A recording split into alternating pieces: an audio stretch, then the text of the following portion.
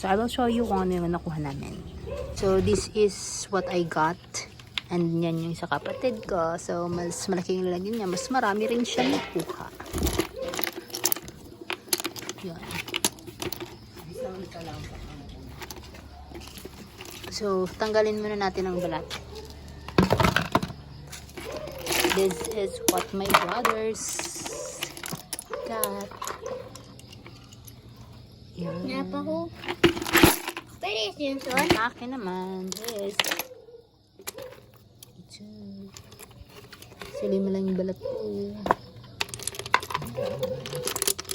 Maliit pa. Ay, kasaday sa di mo. Yan ang aking tara. Chayan.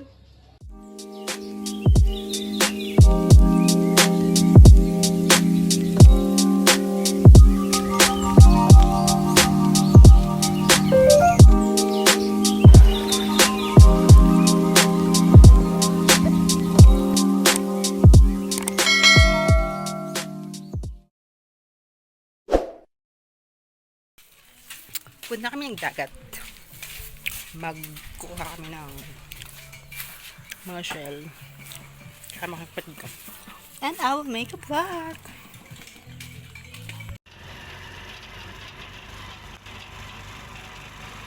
We're here.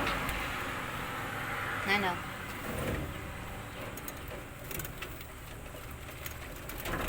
Ang bebe. Nandito na kami. Di kita magikisan? Ayan ata mga ano. Malilimutan ko.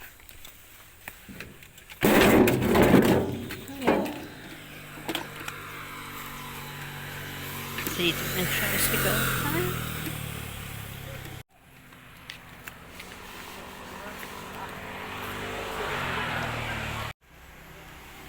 Erik. Nanangalakan na.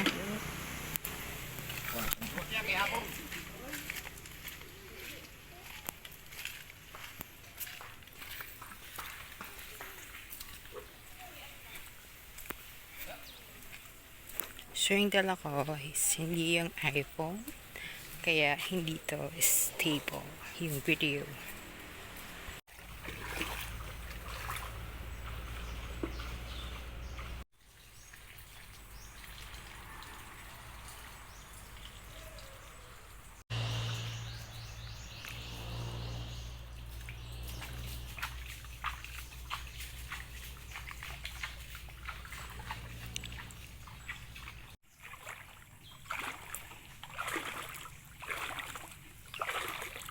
To my brother.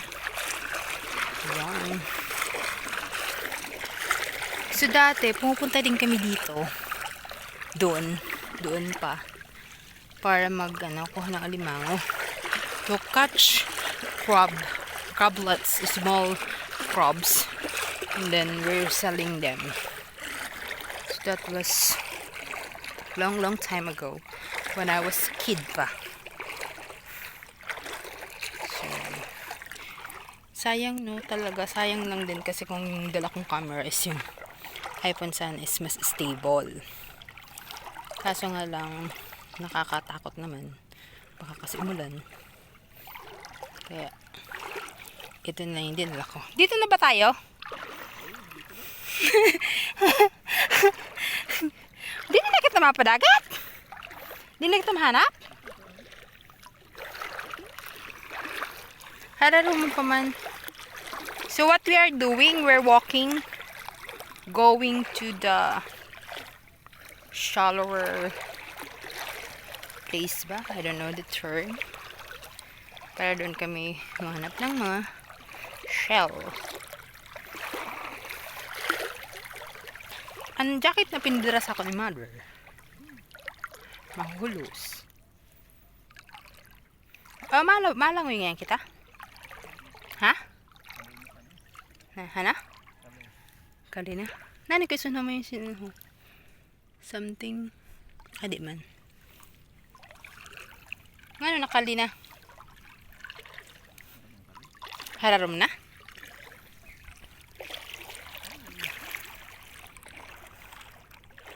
That is Mount Balusan. Yung mga weeds na yun, oh, may mga sumasakay dyan ng mga shell.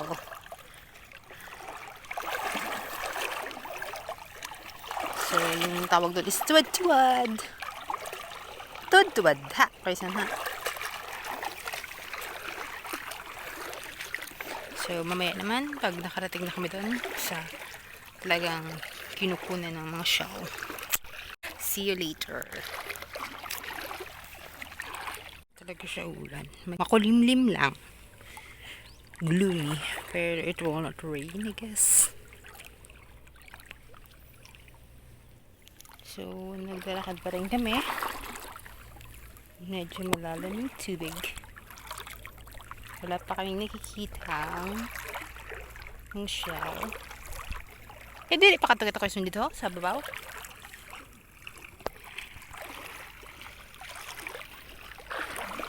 Sobrang dilim ng camera ng phone.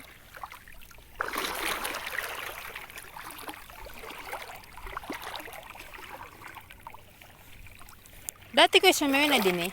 Sa mga shell. Ha? Sino yan? Diri na no? So dati, dito pa lang daw is mayroong mga shell na. Ngayon, wala na.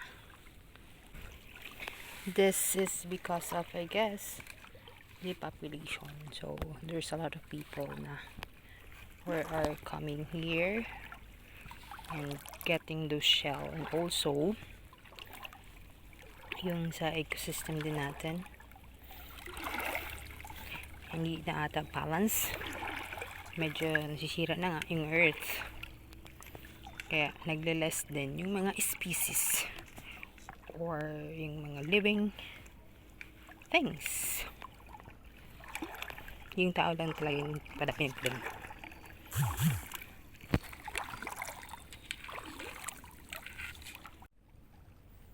This is blue sky.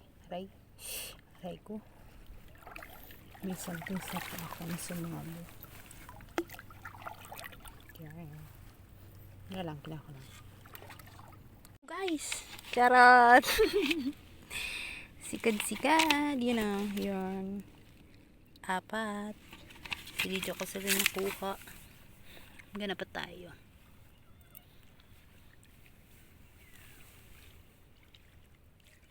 So, magkakasama silang 4. Wala na Kuya Iswon.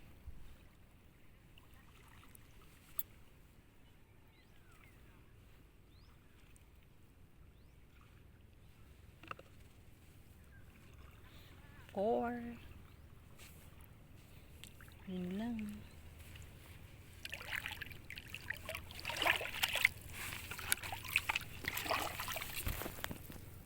Ano to?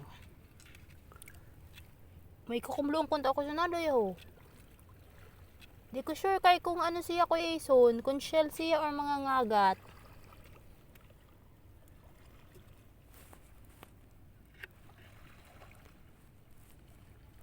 Hash ay shell. Okay, shell.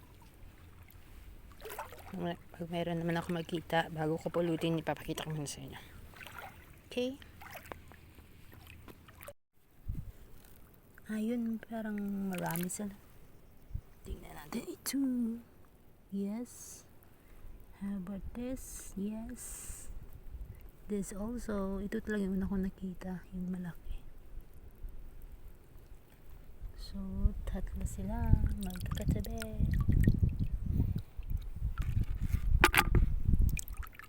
Yun pa oh. Nalampasan ko.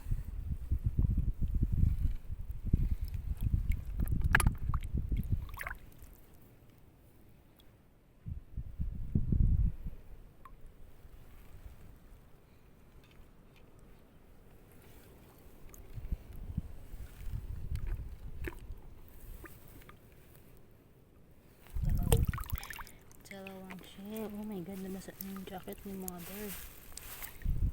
Ito pa oh. Mayroon pa dito. Isa. Yan, this one. Oh. So, maliit siya. Yung nakuha ko kanina is malaki. Hindi ko alam kung nakikita nyo ba yan. Yan, kita naman. Yan, this one. Ay, wala pa atang laman. Ayun, yun, tumago yung laman. Nasaan ba? Yun. Meron siya. Meron siyang laman. So, yan. This is sikad-sikad. So, hanap pa tayo. Kasi usually, kakalapit lang din sila. Tropa-tropa ba?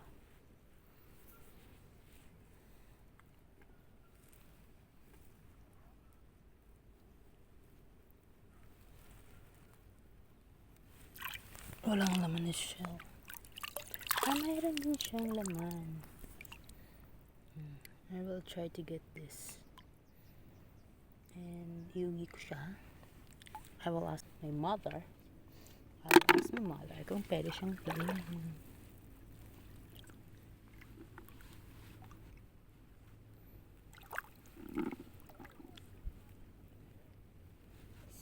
Sikad.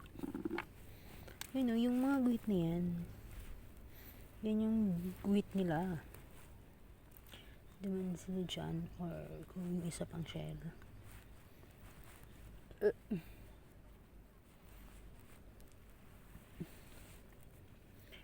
Wala. I can see nothing. That one is dead. I guess it's dead. Yung shell. Okay.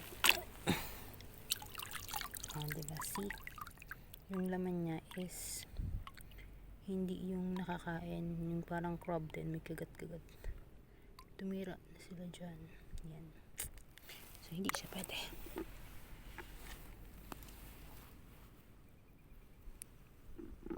Go. Ang layo na. May nakuha. So, ako kasi naghanap na ako dito. Kaya, medyo mabagal na yung lakad ko.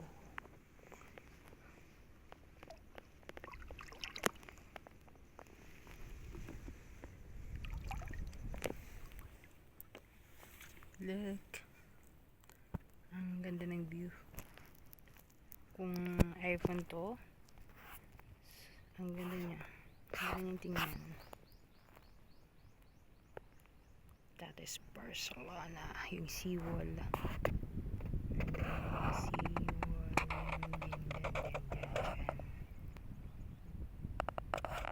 Yung seawall.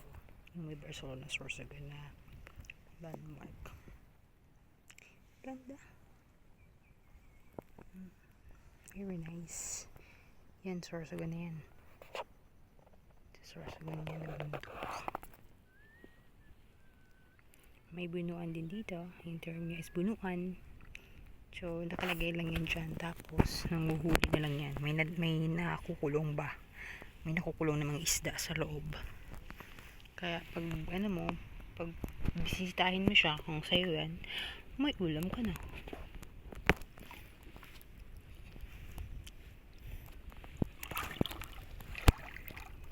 Quezon, di nila kita? Maunan pa? Okay, so pupunta pa kami doon. So, hindi na ako dito magtitingin-tingin. Kasi kailangan ko nang pumunta doon. So, mamaya naman. Naririnig na dito yung dagat. Yung alon. I don't know if you can hear it. Kasi doon na side, doon. Yung alon nandyan. Kasi hindi ko alam paano siya explain, basta may alon dyan. Yun yung nagka-cut ng dito, kaya hindi siya maalon kasi mayroon dong ubas. So balik na ulit tayo dito. Yun hindi mayroon may tao dun nanghuhuli na. May mga isda, kung ano pa. So, maganda yan. Masarap din kasi fresh na fresh pa yung mga isda. Kaya nga ang ganda rin talaga tumira sa province, to be honest.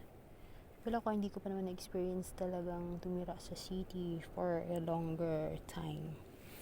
Mga 1 month lang. Tapos uwian pa yun. Nung nag-aral ako sa Legazpi. So, yung Legazpi City, hindi pa siya ganun ka-city. Unlike ng Manila. Ito pa, mayroon pa isa. Ay.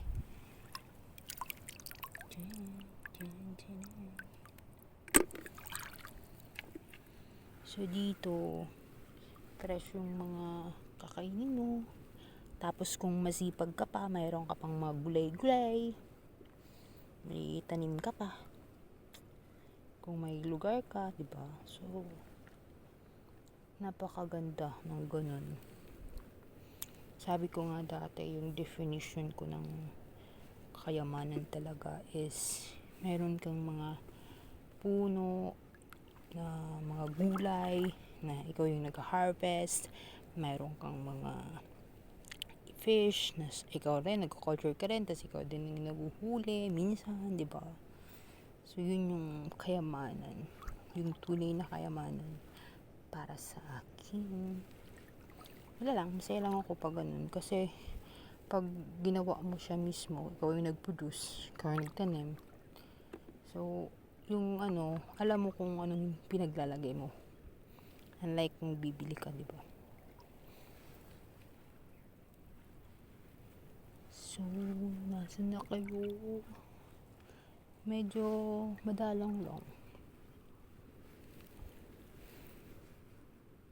So, ito yung yung matulis ata ito. Ayan, yung matulis. Ang dami din nila. Ito na ito ngayon kapatid ko kung pinakain din to. Napakarami nila eh. Tabi-tabi din. Kaya saan? Yung kakama niya na matarais? Ha? Iha? Patarais? Pinig ko lang. Pero yung shell nun talagang sure ako na ginagamit yun pag mayroong mga lampshade made of shell, yung star, yung decorate. So okay, mamaya naman. So I hope na I have shown you enough. So yung nakuha ko palang, tingnan nyo. Diyan pa lang, konti pa lang. Yung iba reject pa, yung mahaba dyan. So, that's it. Ang ganda nito po. In real. Yung cellphone ko lang is hindi maganda. Be positive. Always. So, that's it po. And mamaya, pag mayroon pa akong makitang mga medyo exciting, I will show it to you. Okay? Para makapag-focus din ako sa paghahanap. Para may ulam kami. Because that is the other purpose of coming here, or shall I say the main purpose. So yeah, bye bye. Wait, so parang ang dami na nahuli ng brother or napulot. Kesa niya may talay na nakuha mo darn. Tingnan natin. Haps. Ha? Madaghan. Ibabalik natin siya sa dagat kasi maliit pa siya. This one, yan. Pag malaki na, pwede na siyang kunin. But this one, this is so small, so balik sa dagat.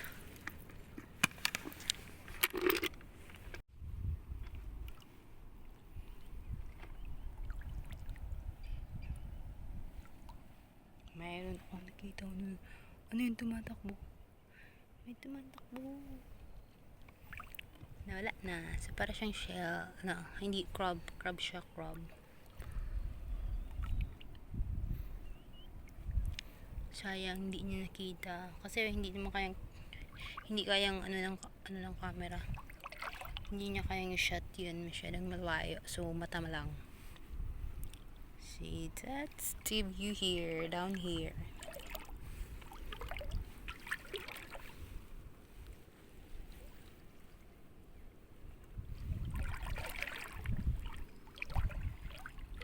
That's it. That's it for my vlog. And I hope na you will enjoy it as much as I enjoy. So experience talaga is one of the best things that you could ever have. So, para rin siyang education. No one can take it away from you. Kaya magandang mag-experience ng mga bagay-bagay. Sige lang, just be positive, be happy, and get lost. So that is my advice to myself. Be happy, be positive, and I hope that you will also. I am telling to you as well because I want you also to feel that way. So yun lang, kasi wala naman talaga mangyayari kung mapapestress tayo, maging sad tayo, nothing will happen.